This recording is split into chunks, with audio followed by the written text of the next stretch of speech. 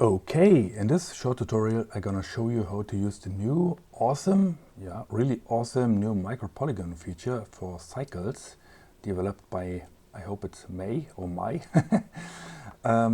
It's very easy to use and it's awesome. So first of all you go to render panel, feature set and change it to experimental.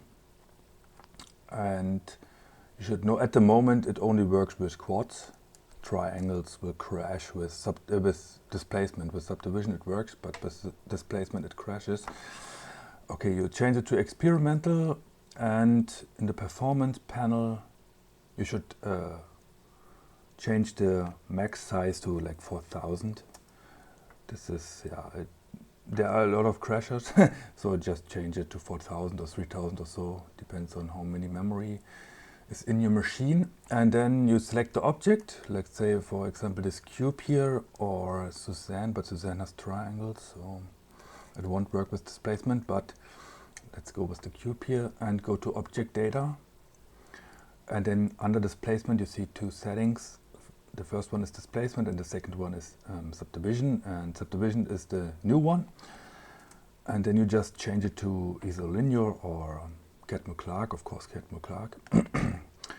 And then there are more settings. The max subdivision level isn't important right now, but render and preview. It's both the same, just one is for render and one is for preview. So let's just render it, and as you can see, it is smooth, a smooth sphere. And yeah, you can change it to, let's say, 20.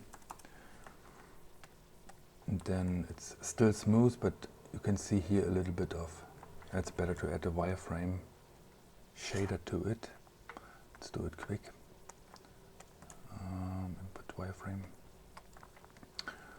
and connect this pixel size 1. Okay, and now we see the polygons.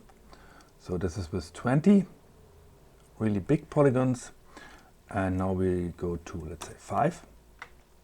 And it's adaptive, so it depends how how close the camera is. Like this, it's finer than this. Okay, let's try this. So as you can see, a few polygons, and if I render new, there are more polygons. Okay, and for testing, like 2 or 4 is enough for the preview. But for the final render, 1 is good. And what does 1 mean? 1 means 1 quad polygon per pixel. Yeah. So if I change it to 1, you just see the solid object, nothing more. Yeah, that is awesome. Okay, let's try it for Suzanne. Add just Catmull-Clark. Okay, this works, yeah, but with displacement it will crash because there are triangles in it. So on how to use displacement, it's also very easy. Just add the cube back and unwrap it really quick. So change it to Catmull-Clark, and then here is bump, true or both.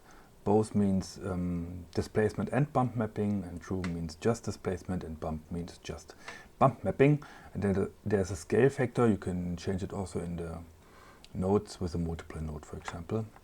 So let's add the material here and check a texture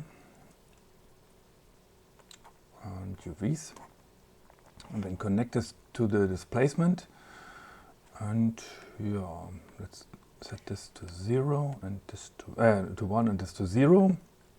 And let's increase the scale a little bit, and now let's render it. And of course it's set to bump. Let's set it to both, and now there should be displacement, and there is, but it looks weird a little bit. Okay, it's 8. Let's change this to 2. So each polygon is 2 pixels big. Yeah, that looks better. And if you change it to 1, it looks even better. Yeah, that's how it should look like. And of course we subtract 0.5. yeah, that's how you use it. The max subdivision level, it restricts the subdivision, and if I set it to 1, then there. Okay, was displacement? It's stupid. It looks like this, and it doesn't matter how small this value is. It will just look like this here. And if you set it to like 3, okay, then it's kind of smooth.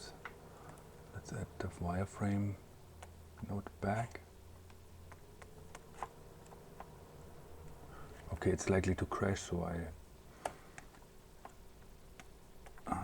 okay, now it's 1, and I guess it will crash. Let's see. It doesn't matter how small the value is, it still looks the same. But if I increase this, then it will be smoother. No. Okay, is there more? No. That's it. And it will work with UVs, but only linear UVs. The feature called subdivide UVs isn't implemented yet. And yeah, that's it.